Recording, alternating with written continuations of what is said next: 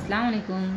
So students, as we already studied our first chapter, now further we move towards our second chapter and the name is ईदगाह। बच्चों, आपने इनका नाम तो सुना ही होगा। ये उपन्यास सम्राट प्रेमचंद हैं। आइए इनके बारे में कुछ और जानें। नाम धनपत राय, उपनाम प्रेमचंद, जन्मस्थल लम्ही, वाराणसी, उत्तर प्रदेश, जन्म तिथि सन 1880, निधन सन 1936। बच्चों, आपने प्रेमचंद का परिचय तो पाया, अब उनके साहित्यिक जीवन के बारे में भी जानिए। आरंभ में वे नवाब राय नाम से लिखते थे, बाद में प्रेमचंद के नाम से लिखने लगे। गोदान उनका सर्वश्रेष्ठ उपन्यास है। इसके अलावा गबन, रंगभूमि, कर्मभूमि, मंगलसूत्र उनके प्रसिद्ध उपन्यास हैं। उन्होंने कई सारी कहानियाँ भी लिखी हैं, जो मानसरोवर भाग 1 से 8 में संकलित हैं। साहित्य में प्रकृतिवाद को जागृत करने के लिए उन्होंने जागरण तथा हंस नामक पत्रिकाओं का संपादन भी किया। ईदगाह उनकी ऐसी ही एक प्रसिद्ध कहानी है। रमज़ान के पूरे 30 रोज़ों के बाद आज ईद आई है। कितना मनोहर, कितना सुहावना प्रभात है। आज का सूर्य देखो, कितना प्यारा, कितना शीतल है, मानो संसार को ईद की बधाई दे रहा है। गांव में कितनी हलचल है। ईदगाह जाने की तैयारियां हो रही हैं। किसी के कुर्ते में बटन नहीं है, पड़ोस के घर में सुई धागा लेने दौड़ा जा रहा है। किसी के जूते कड़े हो गए हैं, उनमें तेल डालने के लिए तेली के पास भागा जाता है। जल्दी जल्दी बैलों को सानी पानी दे दें, ईदगाह से लौटते लौटते दोपहर हो जाएगी। 3 कोस का पैदल रास्ता, फिर सैकड़ों आदमियों से मिलना भेंटना, दोपहर के पहले लौटना असंभव है। लड़के सबसे ज़्यादा प्रसन्न हैं। किसी ने एक रोज़ा रखा है, वो भी दोपहर तक, किसी ने वो भी नहीं, लेकिन ईदगाह जाने की खुशी उनके हिस्से की चीज़ है। रोज़े बड़े बूढ़ों के लिए होंगे, इनके लिए तो ईद है। रोज़ ईद का नाम रखते थे, आज वो आ गई। अब जल्दी पड़ी है कि लोग ईदगाह क्यों नहीं चलते। उनकी अपनी जेबों में तो कुबेर का धन भरा हुआ है। बार बार जेब में से अपना खजाना निकाल कर गिनते हैं और खुश होकर फिर रख देते हैं। महमूद गिनता है 1, 2, 10, 12। उसके पास 12 पैसे हैं। मोहसिन के पास 1, 2, 8, 9, 15 पैसे हैं। इन्हीं अनगिनत पैसों से अनगिनत चीज़ें लाएंगे, खिलौना, मिठाइयाँ, गेंद और जाने क्या क्या। और सबसे ज़्यादा प्रसन्न है हामिद, गरीब सूरत, दुबला पतला लड़का, जिसका बाप गत वर्ष यानी पिछले साल हैजे की भेंट हो गया।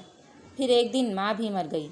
अब हामिद अपनी बूढ़ी दादी अमीना की गोद में है और उतना ही प्रसन्न है। हामिद के पाँव में जूते नहीं हैं, सिर पर एक पुरानी टोपी है जिसका गोटा काला पड़ गया है, फिर भी वो प्रसन्न है। भागिन अमीना अपनी कोठरी में बैठी रो रही है।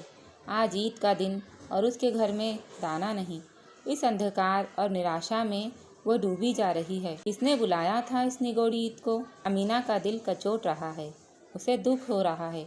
गांव में बच्चे अपने अपने बाप के साथ जा रहे हैं। हामिद का बाप अमीना के सिवाय और कौन है? उसे कैसे अकेले जाने दे? उस भीड़ भाड़ में बच्चा कहीं खो गया तो क्या होगा? नहीं, अमीना उसे यूं न जाने देगी। नन्ही सी जान, 3 कोस चलेगा कैसे? पैरों में छाले पड़ जाएंगे।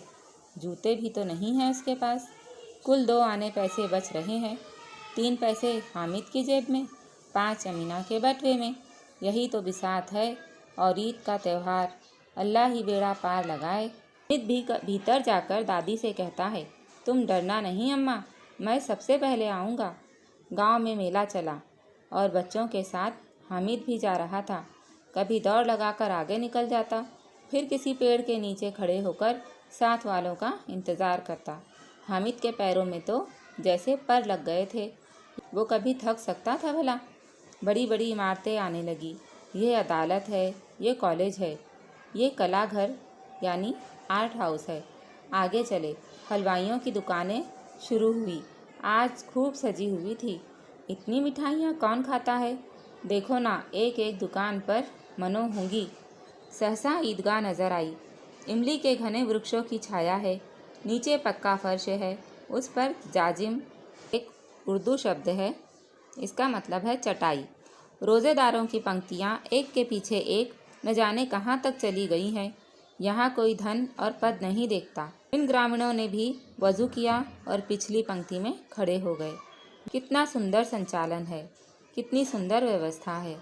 हजारों सिर्फ एक साथ सिजदे में झुक जाते हैं, फिर सब एक साथ खड़े हो जाते हैं। मानो भ्रातृत्व का एक सूत्र समस्त आत्माओं को एक कड़ी में पिरोए हुए है, यानी भाईचारे के धागे में सभी को पिरोया गया है। नमाज खत्म हो गई, लोग आपस में गले मिल रहे हैं। अब मिठाइयाँ और खिलौनों की दुकानों पर धावा होता है। ग्रामीणों का ये दल इस विषय में बालकों से कम उत्साही नहीं। ये देखो, हिंडोला है, 1 पैसा देकर चढ़ जाओ। कभी आसमान पर जाते हुए मालूम होता है, कभी ज़मीन पर गिरते हुए। यह चरखी है। लकड़ी के हाथी, घोड़े और ऊँट छड़ों से लटके हुए हैं। 1 पैसा देकर बैठ जाओ और 25 चक्करों का मजा लो। महमूद, मोहसिन, नूरे और सम्मी इन घोड़ों पर बैठते हैं। हामिद दूर खड़ा है। 3 पैसे तो हैं उसके पास। अपने कोष का 1/3 ज़रा सा चक्कर खाने के लिए नहीं दे सकता। सब चरखियों से उतरते हैं, खिलौने लेंगे। इधर दुकानों की कतार लगी हुई है। तरह तरह के खिलौने हैं, सिपाही और गुजरिया, राजा और वकील, भिश्ती और धोबिन। वाह, लगता है अब बोलना ही चाहते हैं। महमूद सिपाही लेता है, खाकी वर्दी और लाल पगड़ी वाला, कंधे पर बंदूक रखे हुए। मालूम होता है अभी कवायद किए चला आ रहा है। मोहसिन को भिश्ती पसंद आया, कमर झुकी हुई, ऊपर मश्क रखे हुए है। मश्क का मुंह एक हाथ से पकड़े हुए है। कितना प्रसन्न है, शायद कोई गीत गा रहा है, बस मश्क से पानी उंडेलना ही चाहता है। नूरे को वकील से प्रेम है। काला चोगा, नीचे सफ़ेद अचकन, अचकन के सामने की जेब में घड़ी, सुनहरी जंजीर, एक हाथ में कानून का पोथा लिए हुए। मालूम होता है अभी किसी अदालत से जिराह या बहस किए चले आ रहे हैं। ये सब 2-2 पैसों के खिलौने हैं। हामिद के पास कुल 3 पैसे ही हैं। इतने महंगे खिलौने कैसे ले? खिलौना कहीं हाथ से छूट पड़े तो चूर चूर हो जाए, ज़रा पानी पड़े तो सारा रंग धुल जाए। ऐसे खिलौने किस काम के? उन्हें लेकर वो क्या करेगा? खिलौनों के बाद मिठाइयाँ आती हैं। किसी ने रेवड़ियाँ ली हैं, किसी ने गुलाब जामुन, किसी ने सोहन हलवा। मज़े से खा रहे हैं। हामिद बिरादरी से पृथक है, यानी दूर है। अभागे के पास 3 पैसे हैं, क्यों नहीं कुछ लेकर खाता? ललचाई आँखों से सबकी ओर देखता है। मिठाइयों के बाद कुछ दुकानें लोहे की चीज़ों की है, कुछ गिलट और कुछ नकली गहनों की। लड़कों के लिए यहाँ कोई आकर्षण नहीं है, वे सब आगे बढ़ जाते हैं। हामिद लोहे की दुकान पर रुक जाता है। कई चिमटे रखे हुए हैं। उसे ख्याल आया, दादी के पास चिमटा नहीं है। तवे से रोटियाँ उतारती हैं तो हाथ जल जाते हैं। अगर वो चिमटा ले जाकर दादी को दे तो कितनी प्रसन्न होंगी, फिर उनकी उंगलियां कभी न जलेंगी। घर में एक काम की चीज़ हो जाएगी। खिलौनों से क्या फ़ायदा? व्यर्थ में पैसे खराब होते हैं। ज़रा देर ही तो खुशी होती है, फिर तो खिलौनों की ओर कोई आंख उठाकर भी नहीं देखता, या फिर घर पहुंचते पहुंचते टूट फूट कर बर्बाद हो जाएंगे। चिमटा कितने काम की चीज़ है। रोटियां तवे से उतार लो, चूल्हे में सेंक लो। कोई आग मांगने आए तो चटपट चूल्हे से आग निकालकर उसे दे दो। अम्मा बेचारी को कहाँ फुर्सत है कि बाज़ार जाएं, और इतने पैसे ही कहाँ मिलते हैं। रोज़ हाथ जला लेती हैं। हामिद के साथी आगे बढ़ गए हैं। सबील पर सब शरबत पी रहे हैं। सबील यानी शरबत की दुकान। देखो सब कितने लालची हैं। इतनी मिठाइयाँ ली, मुझे किसी ने एक भी न दी। उस पर कहते हैं मेरे साथ चलो, मेरा ये काम करो, मेरा वो काम करो। अब अगर किसी ने कोई काम करने को कहा तो पूछूंगा, खाएं मिठाइयाँ, आपका मुंह सड़े, फोड़े फुंसियाँ निकलेंगी, आप ही ज़बान चटोरी हो जाएगी। तब घर से पैसा चुराएंगे और मार खाएंगे। मिठाइयों के ऊपर खर्च किए गए पैसों के बारे में सोच रहा है। अम्मा चिमटा देखकर मेरे हाथ से लेंगी और कहेंगी, मेरा बच्चा अम्मा के लिए चिमटा लाया है, कितना अच्छा लड़का है। इन लोगों के खिलौनों पर कोई इन्हें दुआएं देगा? बड़ों की दुआएं सीधे अल्लाह के दरबार में पहुंचती है और तुरंत सुनी जाती है। मेरे पास पैसे नहीं हैं तो क्या, मैं गरीब सही, किसी से कुछ मांगने तो नहीं जाता ना। उसने दुकानदार से पूछा, ये चिमटा कितने का है? दुकानदार ने कहा, 6 पैसे लगेंगे। हामिद का दिल बैठ गया, फिर भी बोला, ठीक ठीक बताओ। ठीक ठीक 5 पैसे लगेंगे, लेना है तो ले लो, नहीं तो चलते बनो। 3 पैसे लोगे? और वो आगे बढ़ गया ताकि दुकानदार की घुड़कियाँ न सुने, लेकिन दुकानदार ने घुड़कियाँ नहीं दी, बुलाकर चिमटा दे दिया। हामिद ने उसे इस तरह कंधे पर रखा मानो बंदूक है, फिर शान से अकड़ता हुआ संगियों के पास गया। मोहसिन ने हंसकर कहा, ये चिमटा क्यों लाया बुद्धू, इसका क्या करेगा? हामिद ने चिमटे को ज़मीन पर पटक कर कहा, ज़रा अपना भिस्ती तो ज़मीन पर गिराओ, सारी पसलियाँ चूर चूर हो जाएंगी बच्चों की। महमूद बोला, तो ये चिमटा क्यों, कोई खिलौना है क्या? हामिद, खिलौना क्यों नहीं है, अभी कंधे पर रखा बंदूक हो गई, हाथ में ले लिया फ़कीरों का चिमटा हो गया। चाहूँ तो इससे मंजीरे का काम ले सकता हूँ। एक चिमटा जमा दूँ तो तुम लोगों के सारे खिलौनों की जान निकल जाए। तुम्हारे खिलौने कितना ही जोर लगाएं, मेरे चिमटे का बाल भी बांका नहीं कर सकते। बहादुर शेर है मेरा चिमटा। सम्मी ने खंजरी ली थी, प्रभावित होकर बोला, मेरी खंजरी से बदलोगे? 2 आने की है। हामिद ने खंजरी की ओर उपेक्षा से देखा, बोला, मेरा चिमटा चाहे तो तुम्हारी खंजरी का पेट फाड़ डाले। बस एक चमड़े की झिल्ली लगा दी, ढप ढप बोलने लगी, जरा सा पानी लग जाए तो ख़त्म हो जाए। मेरा बहादुर चिमटा आग में, पानी में, आंधी में, तूफान में बराबर डटा रहेगा। फिर मेले से बहुत दूर निकल आए हैं, धूप तेज़ हो रही है, घर पहुंचने की जल्दी है। बड़ों से ज़िद करके चिमटा नहीं मिल सकता। हामिद है बड़ा चालाक, इसलिए उसने अपने पैसे बचा रखे थे। औरों ने 3-3, 4-4 आने पैसे खर्च किए पर कोई काम की चीज़ न ले सके। हामिद ने 3 पैसों में ही रंग जमा लिया। सच तो है, खिलौनों का क्या भरोसा, टूट फूट जाएंगे। हामिद का चिमटा बना रहेगा बरसों। मोहसिन ने कहा, ज़रा अपना चिमटा दो, हम भी देखें, तुम हमारा भिश्ती लेकर देखो। महमूद और नूरे ने भी अपने अपने खिलौने पेश किए। हामिद को इन शर्तों को मानने में कोई आपत्ति न थी। चिमटा बारी बारी से सबके हाथ में गया और उनको खिलौने बारी बारी से हामिद के हाथ में आए। कितने खूबसूरत खिलौने थे। खिलौने देखकर तो बच्चा ही है, उसका भी दिल ललचाया ही। रास्ते में महमूद को भूख लगी, उसके बाप ने केले खाने को दिए। महमूद ने केवल हामिद को अपना साथी बनाया, उसके अन्य मित्र मुंह ताकते रह गए। ये उस चिमटे का प्रभाव था। 11 बजे सारे गांव में हलचल मच गई।